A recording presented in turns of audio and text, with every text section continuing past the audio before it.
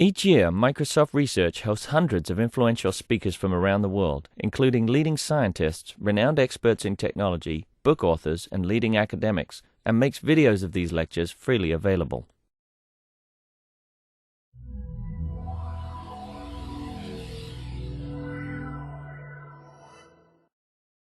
Okay, good morning, everybody. I'd like to welcome Jan Wittek. He's a professor at Purdue University and currently on sabbatical at UW.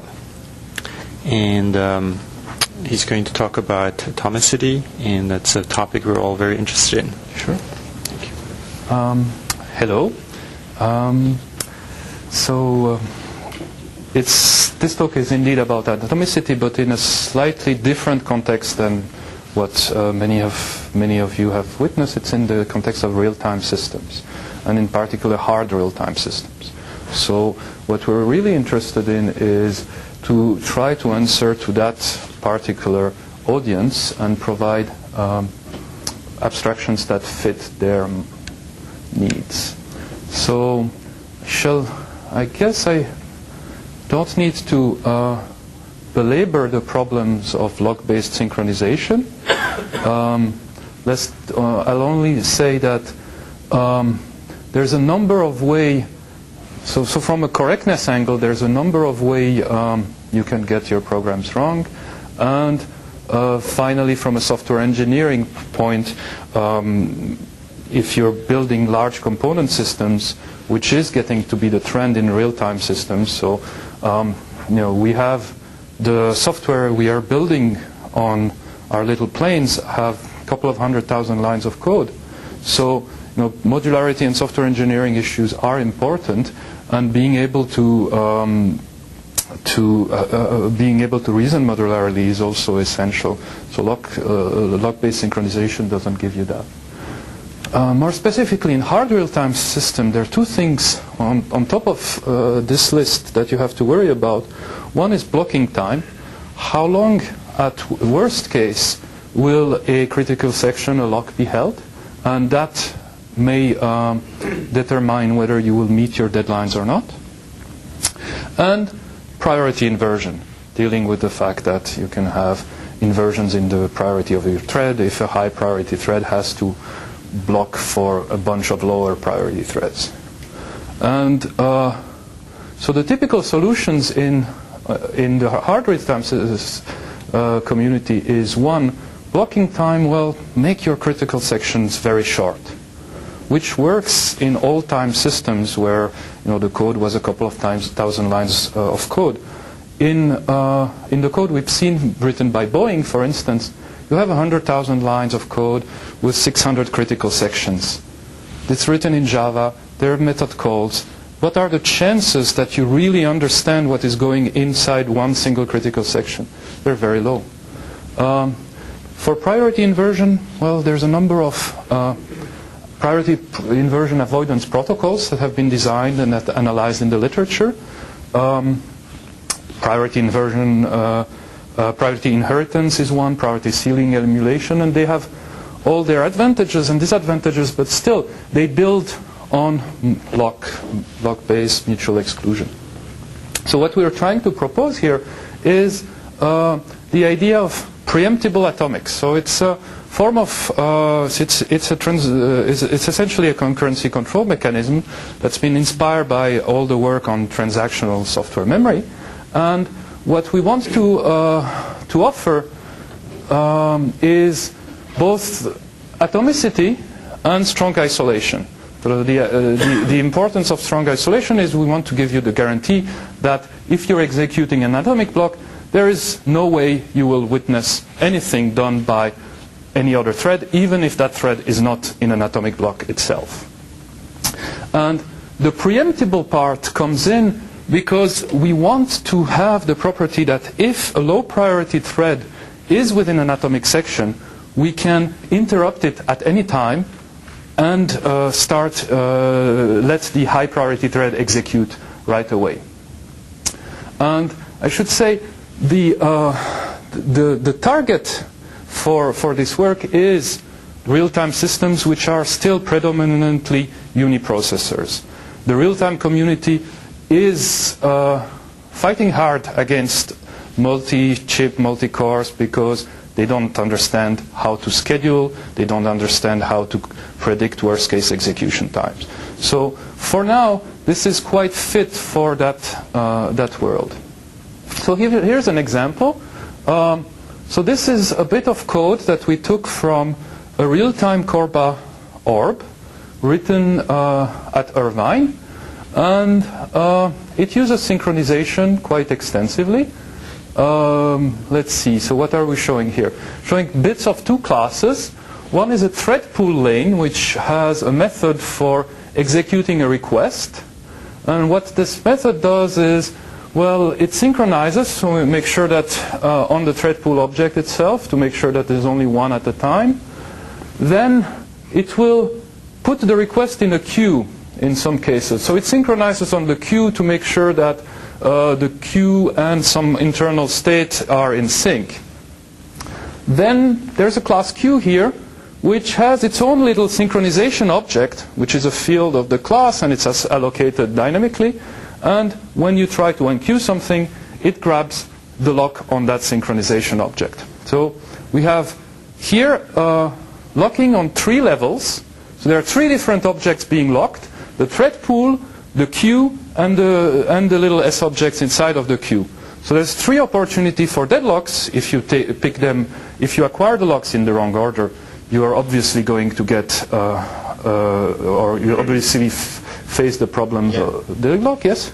Is the variable RQ of type Q? Yes. I see. So I would have thought that it would actually synchronize on RQ.S object. It's actually a private or actually protected field. It's not public. So the thread pool lane doesn't see the RQ. Okay. Yeah. So I'm not going to argue that this is the right way to code the system, but this is actually, deployed or, delivered software. So what do we propose? Well, the alternative we advocate is the following: replace all synchronization, or most of the synchronization, but something we could call atomic, which is an annotation. And the intent of this is to express that the method that is so annotated will execute it without interruption or interference from other methods. So if we make this method atomic, well, we don't need to synchronize on the queue, since the whole thing is atomic. And for modularity purposes, we can also make the enqueue method atomic, and that does no harm. Yes.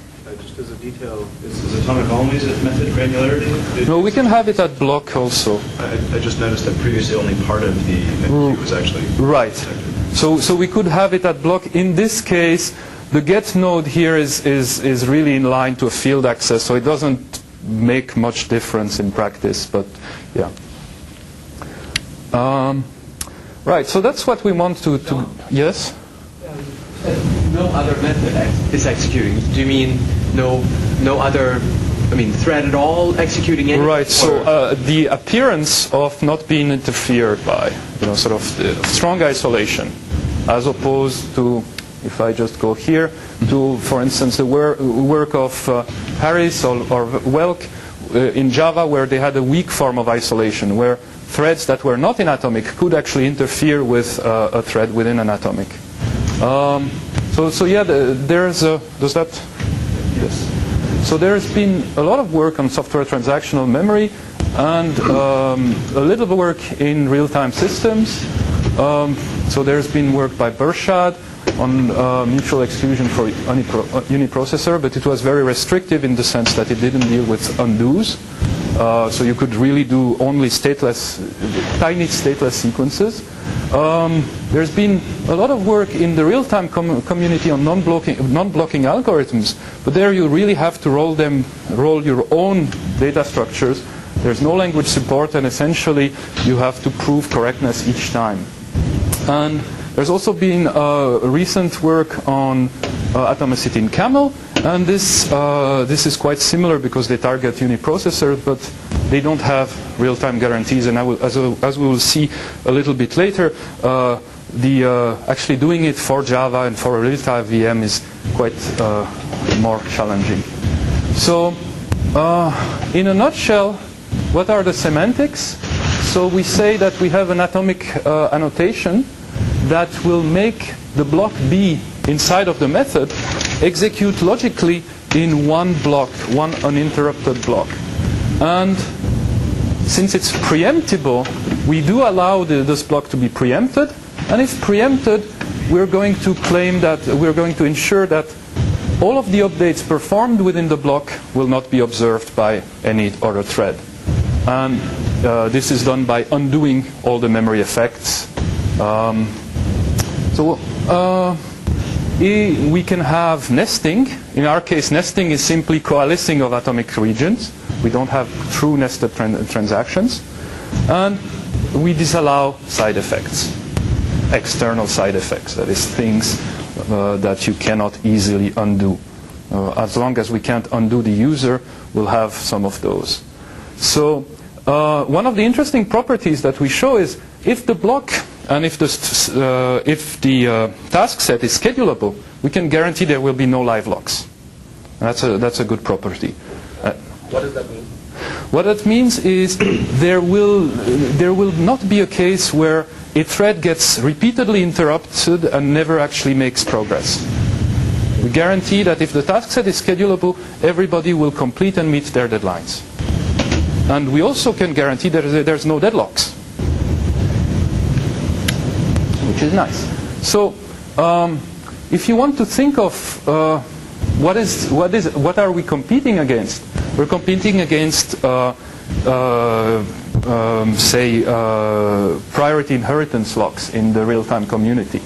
And the way this works, just to give you a small illustration, is you start, say you have a low priority thread that grabs a lock on A, goes on and it's preempted by a medium priority thread. That's fine. Goes on, it grabs a lock on B, still fine. Gets preempted by high priority thread, which tries to acquire a lock on B. Now, the lock B is held, so it has to relinquish the processor and let the medium thread run at high priority. We bump its priority. It runs along and it tries to acquire the lock on A. So we have to let relinquish the processor, bump low to high, and let it run. It releases A. Then we can start the medium thread again. It releases B, and then we finally get the high priority threads to complete. So the point here is that the high priority thread experienced a long blocking time. All of the lower priority thread. Worst case, it will have to block for all of the lower priority threads in the system. So the properties of atomics are slightly different. We take the same program. Here, low starts an atomic, gets preempted. So what we do is we undo all of the memory effects and let the medium run. Do that undo right when it's preempted? Right when it's preempted. Very aggressively. Very aggressively. Yes. You have a bound on how long that undo action can take? Yes. One of the nice things in real-time systems is there's the basic assumption for any scheduling is that we have worst-case execution times. The worst-case execution times include the worst-case execution time of all your critical section. So if you give me the worst-case execution time of a critical section, the bound is the number of, assuming the worst case, all the operation performed by the critical sections are writes. So the bound is the number of operations, worst case. So yeah, we can compute it. So high comes along, we undo medium. High gets to run, then medium gets to run, redoing a little work, and then low gets to run, redoing a little work. Yes? Two questions. So just now you were talking about computing the worst case cost for yes. undoing right. the side effects of the low priority. Mm-hmm. But this has the characteristic that from the medium priority thread's perspective, mm-hmm. the overhead involved in scheduling it isn't a function of any characteristic of the medium priority thread's code, right? It's a characteristic of what is being preempted. Right, but it's the same in here because scheduling the medium priority thread depends on the code that may preempt it and the code that it may block for. Right, but we're trying to improve, right? Here, Right. If the system contains a low priority preemptible thread that has an enormous atomic block, this affects anybody who may preempt it, right? Well, it doesn't affect, so if there's a low priority thread, it only affects itself because it will get preempt. So assume we don't do any scheduling algorithm analysis and we just say there's this one large low priority thread that runs in an atomic. Everything it does is atomic. Right. Then it will get preempted and preempted. The higher priority thread will be fine. They won't see it. But the low priority thread will not make progress. But it's very expensive to preempt the low priority thread, right? Because of the rollbacks. Because of the rollback, right. So yes, you have to do analysis. Yes. But I'm just saying that the cost involved in deciding now to run the medium priority thread, right? The overhead of performing that isn't a characteristic of it. It's not under the medium priority thread's control, right? No. If it happens to preempt a huge atomic section, it would be very expensive to Right. So the point here is you have to still analyze all thread in the system to be able to guarantee schedulability, and we have there's a slide on that. But sort of to observe here is to that point. Yes. Most of the time in real-time systems we have high priority assigned to more frequent tasks. Yes. Right? So the high priority tasks will come in more frequently than the low priority ones. So in that case, if you have very expensive rolling back, low priority or middle priority may just have a live block. Well, if it's we guarantee that if you can compute the schedulability equation that comes next slide, you will not have a live lock. Now what this picture sort of hides is I've drawn both of these on the same time scale, like they take the same amount of time. And that's not quite true, right? Because here we have to do some logging and we have the undo costs. On the other hand, here we have more context switch and we have to manage the priority inheritance queues. Yes? Finish it. Yeah. I have different... No, that's... Yeah. Okay, so my question was about this rollback. You were talking about the rollback as if it had to occur right when you did the preemption of the lower priority process. I mean, there are implementations of STM where each process has its own private state, and you could just roll back by changing the state of the transaction, which is a single word.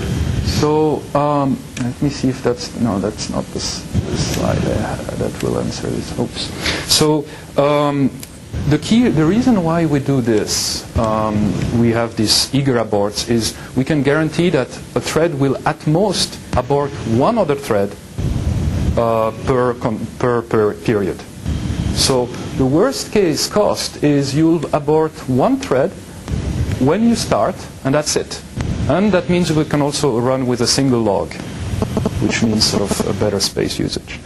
No, the other point to make is with atomics, you can have at most one abort per context switch. That's the most cost you pay.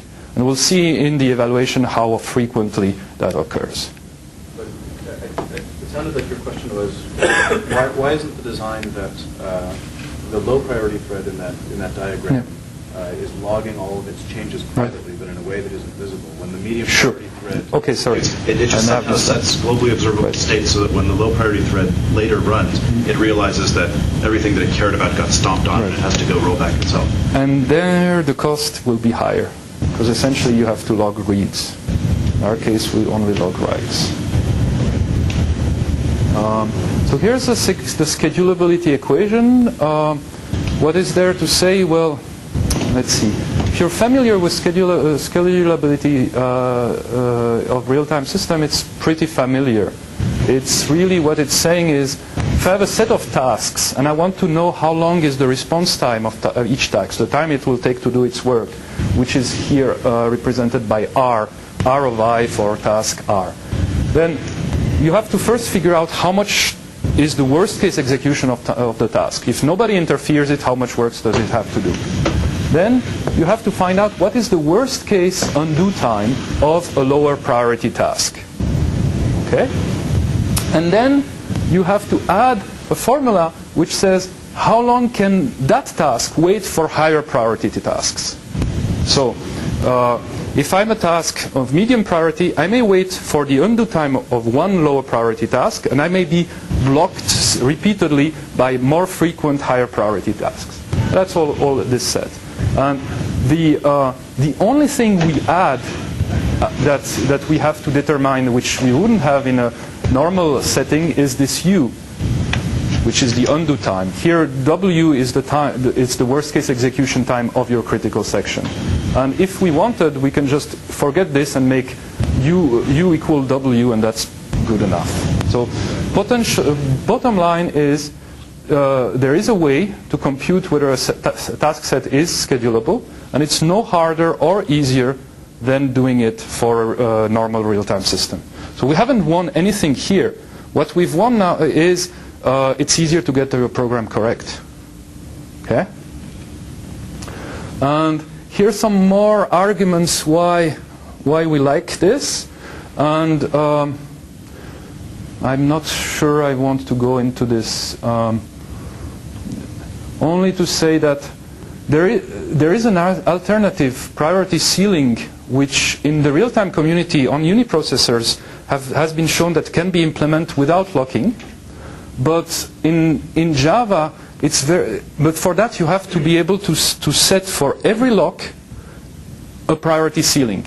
What is the highest priority thread that may acquire that lock? So the programs we have generates, say, 14,000 little locks. That's a real example. So you would have to assign for each of these locks a priority, and that's not practical. So how do we actually use this with legacy code, which was, I think, what somebody was asking earlier before the talk started? And well, the easiest way to do this is just to translate synchronization into atomics. So, for instance, here I show an example of a vector class, and I've turned all of the synchronized method into atomic ones. And the key here is if in my normal program I had a lock, I have to make sure that all uses of that lock are atomic. Otherwise I'll get a bug. If I left a synchronized method in there, which we actually allow, that would be an error. And then you have to do, in the case of vector, you have to do small things like make sure that your system.arrayCopy, the method that copies grows vectors, is preemptible and is logged, which means we actually changed the VM for that. Yes? Just a question on semantics. So earlier you said that code that's executing inside an atomic section won't observe any changes that are made by code outside an atomic section. What about the reverse? If code that isn't protected by an atomic section, can it observe half-baked changes from inside an atomic section? No. Okay, so for it's example, fully isolated, strong isolation. I see. So I can provide a perfectly coherent view into a data structure if I just take care to wrap all the manipulations of interdependent pieces of state. You haven't really solved the problem of data races still, because if the code that is not protected by an atomic is unsafe, then there's... Yeah. So, another practical issue, atomics are not a good solution for everything, and we have to coexist with locks. So, for instance, if you have a write-intensive method that runs for a long time, this is not a good idea to run in an atomic. You will run out of log. You will cause aborts. So the idea is, well, we can actually mix and match. The only thing that we need to do is, if an atomic section tries to grab a contended lock, we'll abort it, boost the priority of the lock holders, and re-execute the high priority once it finishes. So there is no problem mixing and matching. Okay, so that's sort of the end of that part of the talk. And is there any questions on the semantics? Yes? Yeah, I wonder about that mixing and matching. At some point, at some level, you need to decide which one to use. Right. And something that atomic does not work with is when you have when you want to provide to your clients the view that your operation is atomic, but in fact underneath you use several worker threads that need to operate and communicate. Right. So in that case, the upper of those levels cannot use an atomic because you will get interference from other threads, otherwise, I mean, it won't work. So then the fact that you allow it allow the mixing says that at the higher of those levels, you can then use synchronization. Right. Yeah. But at that point, you're host, right? I mean, then everything above that in your entire system would have to use such locks. I mean, that's not the problem of what you're doing, it's the problem with atomic. In general, yeah, so I'm not a believer of atomics everywhere. I think that we'll end up having locks still because there are cases where they make sense. But you're right. Once you sort of have a lock in there, it becomes much harder to reason about the interplay. Right. So the atomic only works at the lowest level. You can't build abstractions using atomic. You can build abstractions. Not the abstractions over threads. Sorry, not the abstraction of the... Over threads, that is. If you have not over several threads, but, you know, in practice, all of the code we've refactored just fine. So it is, you know, I agree, we'll see there's just two systems that we look like that. So still a couple of 100,000 lines of code, and it's refactored fine. So that says that... But that may be a real-time, specific to the real-time domain. So within the locks, can you, if you're inside an atomic and you're inside a lock, you can still only do things that you're allowed to do inside an atomic. So, for example, you can't do I/O. Yes. So, I enter an atomic, enter a lock, do some memory operation, leave the lock. You still and some higher priority thread preempts me. The whole thing is rolled back. Yes. So I'm not arguing. I'm just arguing in favor of this. I'm just saying that for practical reason, there may be code that you can't really refactor, and it's okay to have it. It may not be great, but it's okay to have it. So yeah, we did this. So okay. So all of that is yeah. Sorry. When you mix and match, you still have the guarantee that you had before, namely that if the tasks are schedulable, you have no deadlocks, no live locks. Yes, except I'm not entirely sure how to do the scheduling, or I haven't thought through the scheduling of both synchronization and atomics. So the equations are just for a program that only uses atomics.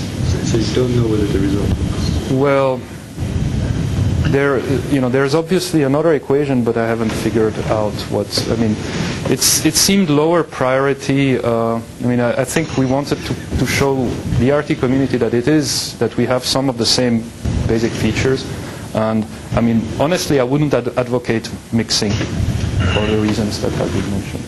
Yes. All right. So we implemented this in our own little virtual machine, which is called OVM, which is a Java virtual machine, which was meant as a sort of a research testbed for different sort of implementation techniques, and we have an implementation of plain Java, of Realtime Java, and a number of other things in there. And the interesting thing is it's a type-safe VM, so we wrote the thing in Java. So a lot of the issues that and this is not unique, but it has many of the benefits that, so I think, for instance, that are being argued for singularity. Well, we have similar issues here building the thing in Java, and yeah. So just for fun, one of the things that you can do when you use a type-safe language is type even fairly low-level operations that require quite intimate knowledge of objects. So for instance, this is an example of how we write the garbage collector. And we have about 8 or 9 different garbage collectors with very different layouts, the way the objects are laid out in memory. Some require more space, some others require less. So in order to get this to type check, and when we build the system, we can declare types. So this OOP thing is actually a reference to an object, any object. But in the type system, for instance, in this case, we say, oh, this is an object that supports all the features needed by a moving garbage collector. And it has all the layout needed by the moving garbage collector. Now, when we compile and bootstrap the system, this thing disappears. But what it gives us is the ability of connect all of these components and be sure that we're using components that work together. So if you have a debugger that expects one object layout and a garbage collector that expects another, it would cause havoc. And we have so many configurations, well, we have quite a few, that this has actually come in handy to be able to type check this. So that was an apartheid. So how do we implement this? Well, at a very high level, think of a method that is declared atomic and say that contains a increment of an object field and another call as being translated to something like this. And it's actually pretty close. Big loop, which has a transaction start. We log the original value of x, we do the increment, and then we call a transactional version of the method. And then, if all goes well, we shall commit, break out of the loop.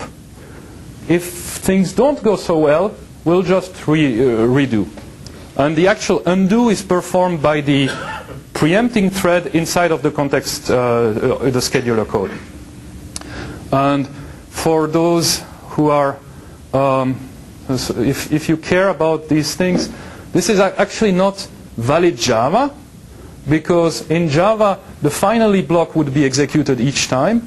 But in our case, since we own the VM, we can allow ourselves to have an exception that is not caught by the finally block. And that's just details. Yes? So here, what exactly does the X++ in the expanded version of this do? That doesn't, I gather, actually change the globally observable? Yes, it does. Instance of X. What does the transaction commit do? The transaction commit is not doing anything really interesting. It just logs the fact that this transaction has terminated. Because if nothing needs to be done, if we haven't aborted, we've modified the state in place, everything is good, we can keep going. So earlier I asked about the semantics of how non-atomic code interprets side effects that are... This is a uniprocessor setting. Nobody else can interrupt us. I see. So in order to guarantee that, there's this scheduling. Yes, and we own the scheduler because we implement all of, you implement the whole thing. I see. So it's about 12,000 lines of code. And one of the nice things is, out of the kernel of the VM, we had to change about 40 lines. And this is mostly hooks here and there to insert the behavior we want. And if you sort of are familiar, they look like things that an aspect-oriented system could have inserted. And indeed, we could have used aspect orientation to just insert this in the VM. So a couple of random issues that we need to worry about. I/O. So what do? Well, you just don't. So in a real-time system, it would be bad to wait for a blocking operation anyway. So the argument can be made that most of your code will not perform I/O. The part of the plane that actually steers and navigates it doesn't have a standard output. GC, well, one could be smart and try to teach the GC how to patch up the log, or one can be expedient and just say, if the GC kicks in, abort what's running and re-execute. Dynamic class loading, we don't support it for the embedded configuration, so we will not worry about it. What would be the impact? Well, the impact would be we would need to recompile methods in a transactional way. In our case, the reflection is fairly easily handled by changing the way the reflection dispatch goes, and you just check if you're in a transaction. If you are, you dispatch to the right method.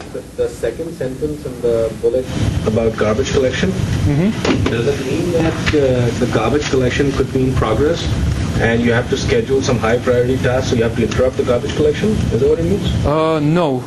Well, yes. So, okay. So there, if the so let's see. In real-time Java, the high priority task can interrupt the garbage collector, but then if it does, the language guarantees that it will not touch heap locations. So you can actually run, if you're a high priority task, this point is meaningless because you will never get interrupted or interfered by the garbage collector. And if you're a low priority or medium priority task, you will have to deal with GC. And in that case, let me just reformulate. It's not high priority. In real-time Java, there's a set of tasks that are the hard real-time tasks, which are not subject to garbage collection. And the non-hard real-time tasks are the ones that we accept may be interfered by GC. And in this case, yes, we will just undo them.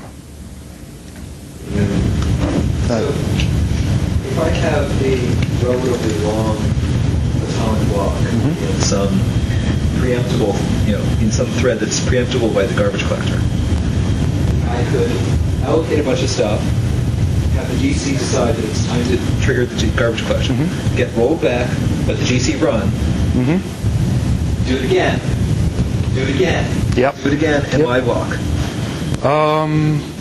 So not in the hard real-time case, because the hard real-time tasks can't allocate in the GC whole areas. But yes, in the non-hard real-time and plain Java case, yes, you would be a live lock. Yes. Since low priority tasks that are in an atomic section can't be preempted, I gather. How do you? Can or can't. Well, they can't be preempted by other low priority. Yes, they can. Right? Yes, they can only be preempted by high. By higher priority, right? So how does fairness emerge from this? Is it sort of macro guaranteed when you solve yes, by the scheduling. Yes. Do the scheduling equations concern themselves with ensuring that the low priority tasks can also be scheduled to completion, or does they have to consider all tasks? Okay. Yeah. So it might be the case that a low priority task runs uninterrupted by any other low priority task for a long time, but sort of macro level, you're guaranteed that it will work out. Now, of course, all of this is kind of theoretical, right? Because nobody knows how to compute a worst-case execution time. So the practice, at least the Boeing folks I was talking to, say, well, you run the system, then you double the estimates that you got, and just hope it all works out.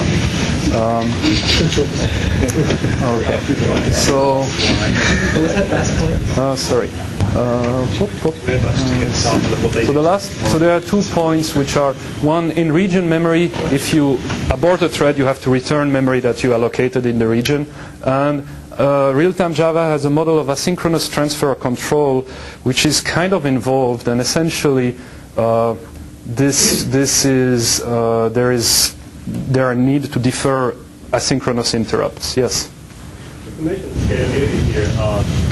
Have you thought about a way like having multiple things running together on a uniprocessor? Still, right. nice probability with strong isolation among them. Sure. Yes. So yeah, that's definitely a possibility. In our case, we didn't need to, but for the settings I've been told about, like fighter planes have 4 or 5 computers that are network and running core bus. So yeah. If that doesn't scare you, it does scare me. So let's see, optimizations. Well, we can actually turn any atomic method into an uninterruptible method that doesn't log anything, and this is safe as long as you don't hog the processor for too long. And we do that. So the compiler, if it can do the static analysis well enough that guarantee that the method will be short enough, transitively with respect to what it calls, we will just not emit any logging, and that'll be good. Yes? So this will assume that you can bound the undo time. Right. And that the undo time is probably shorter than the time that it takes to finish things. So that's another optimization. You can commit early in some sense, or sort of not commit, but say, I will refuse to be aborted because I know that it would take more work to abort me than it takes work it takes to actually finish this section. And so we don't do this, but we are aware that it's a possibility. One of the problems with the previous thing, and it's actually a problem with synchronization too, is we said, if it's a short sequence of code, you should just turn off interrupts, let it run without logging. Well, how long is this going to take? These 2 lines. Garbage collection will take No garbage collection. So actually it can take a very long time. If it so happened that P is null, we're going to throw an exception. This goes into all of our exception handling machinery, which will allocate strings, which will do a lot of bad things with respect to time. So there is a solution for these, which is, if you're going to throw an exception and you're going to leave the atomic anyway, just commit before you do. And that's sort of the exception.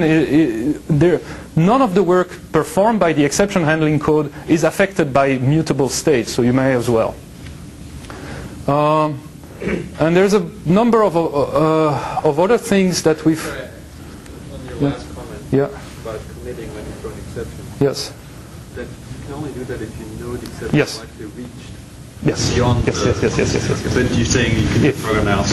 I mean, most cases, most cases, the ones where we would do this optimization are three-liners. So we can. But you need to transitively know that you're Right. exiting. Yes, this has to be a top-level atomics. Yeah. So there's a number of things we can do. Some of these we do. One thing that we. So the first one is when we know that we're going to commit anyway, for instance in the exception case, we'll just in some sense logically commit early. In some cases we need to have little internal transactions that make that have externally visible side effects. So for instance, when we are interning the string, the kernel of the VM has a pointer to the string object that lives in user space. And if we were to undo the initialization of the string object, then there would be a type error for sure. So okay, the last bit of the talk is how does this work in practice? And so the first question I get asked often is, well, you're going to show something, but how do I believe? What gives me any confidence that your VM is performant enough for these results to be meaningful? And so what we did was compared ourselves on the spec benchmarks to GCJ, which is also an ahead-of-time compiler, and JTime, which is another ahead-of-time compiler with real-time support. And the graph shows in green the basic OVM, blue GCJ, and more or less, they're competitive. Here we're doing a lousy job of floating points, so we get bashed, and otherwise we're competitive with GCJ. The product, well, it's not as good. Kind of, I didn't feel like putting the bars all the way up. And the other interesting thing is the red configuration here is when we run our systems on spec benchmarks with the read and write barriers that are mandated by the Realtime Java configuration specification on. And you see that the effect can be pretty bad. I mean, you can pay a 50% penalty or 60% penalty for these read and write barriers. So this is nothing that, this is irrelevant for what we do with the locking, but it's interesting to know that in real-time Java, every memory operation costs you more. So some micro benchmarks. This is 2 threads running on. They have every period they perform a bunch of read-write operation into hash table, and we compare synchronized code to atomics for 2 different mixes of read and writes. And essentially, the blue line is the high priority thread. Its response time, how long it takes to do its job. And the red line is the high priority thread with atomics. And we can see that it's actually faster, right? Because the synchronization costs were higher than our cost of logging. And it's more predictable. Now if we mix and of course this was skewed in our advantage because we had many reads. Now if we increase the number of writes, the performances get closer, but it's still more predictable. So there's this Corba orb that was written in real-time Java, about 180,000 lines of code, 600 critical sections that we mechanically translated, and as I like to say, since we're poor, this was a grad student. And it gave us the following result. So this is running on real-time Linux. So this is with synchronization. What we're measuring is the time to process a request. We have 100 threads, 30 high, 70 low. We're looking at the response time of high priority threads. Blue is synchronized. back up. Blue is a low priority thread. Red is high priority thread. So all of this picture is synchronized. This is the time in milliseconds. So we can see that high priority threads are faster. They process their work faster, which is what we want. Yes, that's expected. Low priority threads are slow because they get interrupted. And in the atomic case, high priority threads are nicely predictable. They're not faster, but they're pretty solid here. And low priority threads, well, they're usually worse on average, but not much worse. Right? So the general throughput is probably the same or maybe slower, but the predictability is there. And that's what we wanted. And finally, the last application we have is the Boeing Code, which is has about 100 threads in 3 rate groups, 1, 5, and 20 hertz. The application is large. It has about 200,000 lines of code. Once we finish static analysis and all of the optimization, we actually pull in 953 classes and 6,000 methods in the image. And this is actually code that flew on this little thing. So we put OVM in there, and it flew over white sands, which is good because it's very far from where I live. And so here's what we get. So Boeing gave us a number of scenarios. They are workloads that are representative of flight conditions. This is running on the PowerPC board with embedded Linux that we used in the flight configuration. And what we see here is the smallest workload, which has very little work to do, so the actual amount of work per period is small. And we see here the synchronized version with the 1 hertz thread, the 5 hertz thread, and the 20 hertz thread. And the oscillation is part of the application behavior. That's normal, because there are sort of periods where it does more and periods where it does less work. And here's the atomic version. But the interesting thing is, it's still roughly the same shape, but shifted downwards. Actually run faster on this. How many atomic? Well, there's about 3,000, so it's a short run, 3,000 atomics, 0 aborts. The largest number of reads is within an atomic is 500, and the largest number of writes is 100. And the median of those writes is 3. So mostly you write 3 times, so there's not much logging to do. Now the much bigger workload, which is they call 100x, well, sort of the idea is it does 100 times more, but there's also more code and it's more complex. And here, so this is showing an extra thread which doesn't do much. It's called the infrastructure thread, but the other ones are the same threads. They're just doing more work. And here the shapes are about the same. So there's a lot more computation, so we're unlikely to see much impact. What is interesting is we have 151,000 atomic sections executed and only 5 aborts. Okay? But also, the worst number of reads is 5,000 reads, and the worst number of writes is about 1,000 writes inside of a critical section. Well, what does that mean? Well, it means that if we didn't have preemptibility, there would be fairly long chunks of code that could run uninterrupted.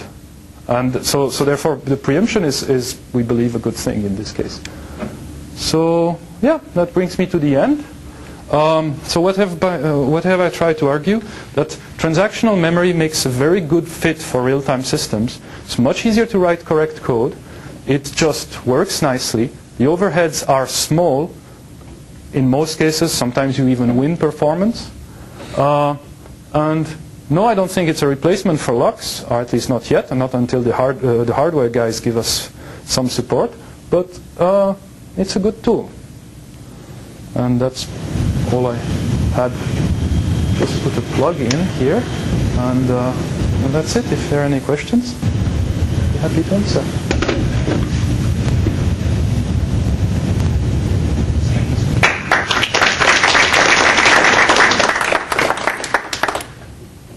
Any more questions? How would you look at extending your work to actual multi-threaded systems, current multi-threaded systems? like SMPs and multi-core chips? Well, no, the answer is other people have done that, right? And we know that the overheads are significant in time and predictability. So in the context of real-time systems, it's not clear how to do it. So one thing we were thinking about was, well, what if we were to add a type system that guarantees that part of the real-time system are disjoint? Then you can do the same tricks because you know that there's, and you can guarantee that there's one thread in each or something. But it gets much more complicated very quickly. And so the answer is, I do believe that if we want this to be efficient on multiprocessor, there will have to be some hardware support. Because we have a lot of advantages. We are uniprocessor. We are ahead of time compiled. So all of this makes us very efficient. If you don't have that, life becomes much harder. And that's why many people are working on this. And that's why you should submit to this workshop.